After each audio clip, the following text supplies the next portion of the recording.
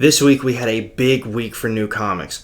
Marvel's dropped a new series with ShangChi and Strange Academy 3. DC had a new issue with Batman 3 Jokers, and Image dropped their highly anticipated new series, The Department of Truth. Keep watching this video to hear what my top choice of the week was and which issue I think you should be investing in, so stay tuned.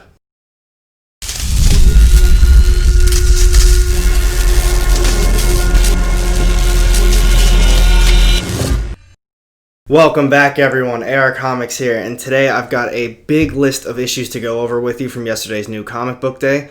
But if you are new to the channel, I drop weekly comic book content that includes upcoming book releases, speculation videos, new comic book hauls, unboxings, and I also do, you're watching it right now, new comic book day reviews. So if that sounds like something you don't want to miss out on, make sure you hit the subscribe button down low and the little bell to get notified every time I drop new content. You don't want to miss out. And now, without further ado, let's get started on the books. So the reviews this week are all ranked in order of how I view them. I wasn't able to get Year 05 by AWA. I have it on order though, so it will be included in probably next week or the week after that's reviews. I know it's a little bit late, but hey, I still want to read it and let you guys know what I think. And I did put back Bomb Queen Trump Card number 2 and That Texas Blood number 4. I really wasn't feeling the issues themselves, so I just opted not to get them. First up on the list though, DC's, we have Dark Knight's Death Metal, Multiverse's End. This is another one-shot in the main run, so let's see how the issue was. In this issue, our heroes go on the offensive against Perpetua by trying to destroy her towers across the different worlds. However, the real focus of this issue is Green Lantern trying to convince Owlman to betray Perpetua and help out the good guys. Because of this, the issue kind of turns into a nice recap story of Perpetua, how she eventually broke free of her prison, and how she managed to turn the multiverse into her own nightmare image. Throughout the issue, I really enjoyed the colorful artwork and the wide array of enemies. While most of the issue felt like a nice recap, the author still managed to do a good job progressing the overall story. So to be honest, this series is kind of getting boring to me. I felt like this issue just really dragged on and there was just so much dialogue, and I don't know, I kept flipping through it like, oh my god, there's another page of this. It just never felt like it was going to end. I know I used to talk about how the one-shots I felt were better than the actual main run, but now I'm just starting to think it's all kind of boring and I'm just not too interested in it to begin with. So this might be the last one I pick up. I might give it one more try, but we're going to see how that goes. Next up on the list, we have Marvel Zombies Resurrection, number 2. I believe it's only out of 5. This isn't a series that I'm entirely looking forward to, but hey, it's coming up on spooky season. Everyone loves their zombies, so let's check the book out. Our issue begins almost immediately where the last one left off. Blade joins the gang, and he is coming along for the ride. He's ready to kill some zombies because, as you know, vampires aren't a regular thing in this world anymore. Blade says he's got a safe spot for the heroes to go to, but the zombies have other plans for them. After a small battle and some help from some local robots, our heroes end up in a non-organic, so machine-only zone. The machines, the robots, threaten our heroes with the transmode virus, meaning that they're going to turn them into machines and they'll no longer be humans. But they manage to escape with the help of some zombies because, as you know, they don't stop coming. To me, the entirety of this issue just felt underwhelming and it could have just easily been a tie-in. Another issue, it wasn't too bad. I didn't really have high hopes for it. I don't really have any expectations for it. It's just a small, quick run. It's got zombies in it. I don't know. Let me know what you guys think about this series so far. I know one of the other commenters a while back thinks that this is going to play into, I think it's the Thor run. So I want to hear about those theories because that sounds pretty cool. Next up on the list, we have Marvel's X. I love this Alex Ross cover. This is issue 5 out of, I think, 6, so the series is coming to an end. So let's check the book out. David is finally back and safe at the Baxter Building with all of our heroes. You get to finally see David walk around and mingle with all of his idols. You can tell, despite the world going downhill, he's fulfilling his dream to meet them, and he is very happy. The main portion of the issue is spent with our heroes doing whatever they can to save the world. You see the majority of them either running tests in the lab or on David. However, you do see some of them in the city trying to provide and help the more unfortunate mutants. While it may seem like a happy and positive issue, the tension is building up with the disgruntled mutants, and they want the superheroes to pay. So to be honest, I really like this series. I've really been enjoying it so far. This issue wasn't a letdown either. The only thing I'm having problems with is that it just feels like it's really dragging on too. I know that this was a series going on pre-corona and quarantine and all of that, so obviously everything got pushed back, and it just feels like this series has been going on for like 8 or 9 months now, even though it's only like a 6-issue run. So it's not the writer's fault or anyone's fault. It's just me getting bored with this story. But it is very good so far. I know the last one hasn't come out for a little while. They're spread out, and I'm just not really too up to date with what's going on. So now for the next one on my list, this is one that you all recommended me to get, and I'm pretty happy I did. I got ShangChi #1. I think it's only out of 5, and this is cover A. There's a ton of covers, but to be honest, I didn't really care which one I got. I just wanted to read the story, and I'm pretty happy with it. So let's get down to the review. So our issue begins with a nice short backstory of the Five Weapons Society and their demise. By the way, this is a first appearance. Flash forward to present day to Sister Hammer, who I also believe is a first appearance. And she's taking care of business by ensuring her place as the leader of the Five Weapons Society. She seems pretty badass, and I'm looking forward to seeing more of her. Now we move on to ShangChi, just living a regular, non-lethal, and deadly life in Chinatown. Once we move into the real story, he gets visited by an old friend, and she fills him in that his father's old organization is active again. Their conversation gets cut short by the House of the Deadly Saber, and ShangChi realizes he needs to go back home and take care of business.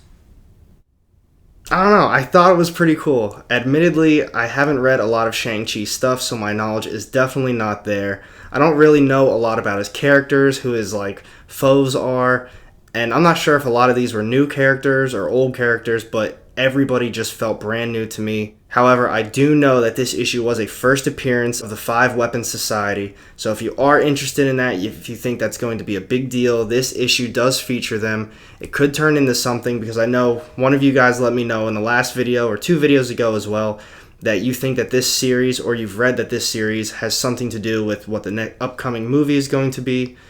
So it could play into that. It could, you never know. I'm just making sure you guys are aware. Up next, we have the Immortal Hulk, The Threshing Place. This is a one-shot. It's done by Jeff Lemire. I was really looking forward to this, so I can't wait to talk about it with you. In this new one-shot by Jeff Lemire, this was a very interesting take on the Immortal Hulk. Our story begins like a mystery. A little girl has gone missing, and Banner thinks something is fishy going on in this small town. He's picking up some massive gamma traces, and he wants to dig deeper. He decides to play detective for the rest of the issue, but it doesn't go as well as he had hoped. He lands himself in jail, and he lets the Hulk take over. Hulk investigates the original spot and unveils a massive operation. Hulk does what he does best, and he smashes. In the process, he finds himself fighting a brand new monster creation. So to me, this was an awesome read. I really enjoyed it. I know it's only a one-shot, so it really doesn't have too much in the grand scheme of it, but I thought it was very fun. I love the artwork, and it was just a nice Hulk story. So if that's what you're looking for, this is definitely the issue for you to be reading. The last one-shot they had with him, too, was pretty good as well. Next up on the list, these are going to be my top 3 issues. I know you see a fat stack right there, but some of them are variant covers as well. So, number 3 on my list is going to be The Batman 3 Jokers, number 2 of 3. This was an awesome story. Let's talk about it. Continuing on with our hunt for the 3 Jokers, this issue turns to Batman and Batgirl dealing with their own dilemma, trying to figure out what to do with Jason Todd. Batgirl thinks he needs to be punished for what he did last issue, but Batman doesn't think that's a smart idea. While dealing with that situation, they still need to figure out what's going on with the Jokers and their scheme. They still have their own mystery to figure out while Jason goes out to try and solve it on his own.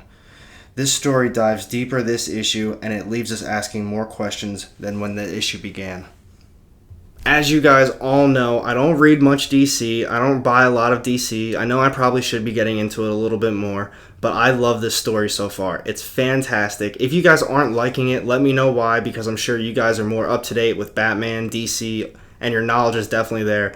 From someone kind of on the outside looking in, I think this is an incredibly well done story so far. I'm really looking forward to how they wrap this up. It kind of sucks that it was only like a 3-issue series. I don't know. They probably could have spanned this out a little bit more, but I like how the books are a little bit thicker, so it's kind of like you're getting your money's worth in my opinion. So number 2 on my list, I loved this issue, Strange Academy number 3. This is cover A, and you know I had to pick it up. This timeless variant, I absolutely love it. I've been collecting as many as I could, especially if I'm reading the story. Like, if I'm not really reading it, I'm not really getting most of the variants unless if I really like that character. However, I think this one is gorgeous. I just did a whole video on my thoughts on Strange Academy as well. You should check it out. But this issue did not let me down, so let's jump into the review. Class is in session and the Strange Academy is back for another issue. The Ancient One is trying to go over one final lesson on the Eye of Agamotto before it's the weekend. But class is up and the kids decide to have some fun and hit up New Orleans for some food and some nightlife. While some go off and get some food, others decide to check out the nearby Voodoo Museum. Nothing crazy, but we get some potential sneak peek into Doyle's future. It's brushed off and the kids head home. However, you never know who might be watching. Another issue by Scotty Young, and it did not let me down. I just love this series. I think it has so much potential, and these stories have been just great so far. Be on the lookout, though, for issue 4, because it looks like it's probably going to be bringing in some new characters, maybe some enemies of the students at the school already. You never know where this is going to go. It could be something big. And before I move on to my number 1 issue of the week, I did pick this up. It's the 4th printing of issue 1. I don't know, I'm a sucker for it right now. I know I usually don't get the reprints, and I talk about not getting them, but this is one of the series that I do get the reprints for. I almost got that Ice Cream Man 23rd print today, but I ended up not getting it. So now we're moving on to my number 1 issue of the week. This was a great issue. I'm sure a lot of you picked this for your number 1 as well, and I'm sure a lot of you know what I'm going to be talking about. Here it is. The Department of Truth, brand new series by Image. It was awesome. I was a big fan of it. Let's get down to it. If you love conspiracy theories, then this new ongoing series by Image is for you. In this new series, we dive into a world where conspiracy theories are actually real. Our main character, Cole, has an unbelievable experience and isn't sure what actually happened was real or not. He saw a studio moon landing, and he even saw that the Earth was actually flat. While he's still trying to process this whole thing, he's being questioned by a secret agency. Cole's whole world is about to be flipped upside down when he discovers the truth. This issue was so well done. It's such a fresh idea and a new concept that this is just something you have to love. If you're not reading this, you need to go pick it up. I know a lot of people are buying it up right now, and I know I didn't mention it for Strange Academy 3, but in some of the auctions I've been in already today, people are buying up all of the issues. A lot of people are thinking the same way on Strange Academy, and I think a lot of people might be thinking the same on this as well. So now that these are all of my issues for the week, it's the time you've been waiting for. My top choice of the week and my top investment choice. I'm going to have to go with Department of Truth as my top choice and my top investment choice for this week. As I just got done talking about, this story is such a fresh idea. It's awesome. I loved it, and everyone I've talked to so far loved it as well. People are buying up all the covers, and I know they have the same thought process as, like I was just saying. People are interested in this. People are going to want to see this on a bigger screen. This might be something worthwhile to hold on to in the future. Just my opinion, but from what I've been gathering from talking to other people, a lot of people are thinking the same thing. So those are all of my issues. I know I didn't get Year 05. I was really looking forward to seeing how they ended that arc up, but I will have it eventually. And I just have to say thank you. Thanks to all of you, I was able to hit 1,000 subscribers the other day. That is a huge deal to me. I made this page, and I made my Instagram as well, to just talk about comic books, do some reviews, and I never really thought it was going to turn into anything. But as it just progressed and more people have wanted me to do more and more things, it's just turned into something so much more, and I'm so happy to be able to do this with you guys. I do have big plans for this channel. I want to get all the details out of the way before I announce it, and I can't wait to talk about it with you, but that's going to be for a future video. But thank you again for that. If you did like this video and you like the content I put out, make sure you hit that thumbs up, and just so you don't miss out on all of my future content, hit the subscribe button down low and the little bell to get notified. You won't regret it. And with that, have a good day.